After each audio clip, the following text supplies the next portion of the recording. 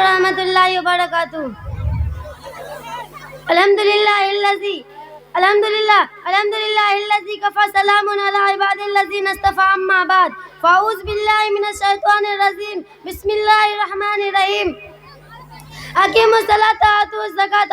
मोहतरम बुजुर्गों और भाइयों, पहले ज़माने के मुसलमान जो भी काम करते थे उनमें दीन इस्लाम की पूरी झलक नजर आती थी और उनके अमल को देखकर गैर मुस्लिम भाई भी दाखिल हो जाते थे। वो हर मौका पर अल्लाह के हुक्म पर ही अमल करते थे। अल्लाह के हुक्म में ही कामयाबी है, हिफाजत और सुकून है, इस बात का उनको पक्का यकीन था। आज के ज़माने में अल्लाह के बहुत से बंदे ऐसे हैं कि अपने बुजुर्गों ही की तरह अमल कर रहे हैं। अभी हाल ही में भिवंडिया में एक मुसलमान ताजीर से गुजरे हैं जिनके पास सैकड़ा पावर लूम थे और वे कपड़े की बुनाई का काम करवाते थे।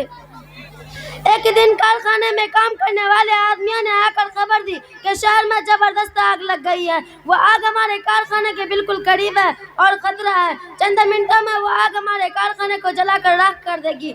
सेठ साहब इत्मीनान से बैठे रहे या कहकर फिक्र न करो, आग इंशाअल्लाह हमारे कारखाने को नहीं छुएगी।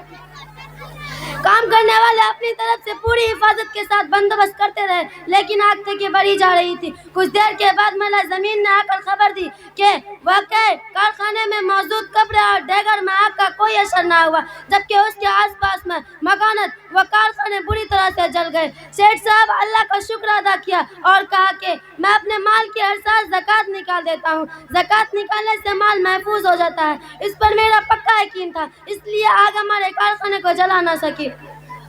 इस किस्म के बहुत से वाक़यात अक्सर सुनने में आते हैं कि अल्लाह के जितने भी हुक्म हैं वो सब हमारे भलाई के लिए है। उन्हें हुक्म में एक हुक्म ज़कात का भी है। ज़कात उस मुसलमान पर फर्ज है जिनके पास 7.5 तोले सोना, 52.5 तोले चांदी हो या उसके बराबर माल हो या सामान तिजारत और वो साल भर के लिए उसका मालिक बना रहे। ज़कात के माने पाक करना, चुनांचा ज़कात निकालने से माल पाक साफ हो जाता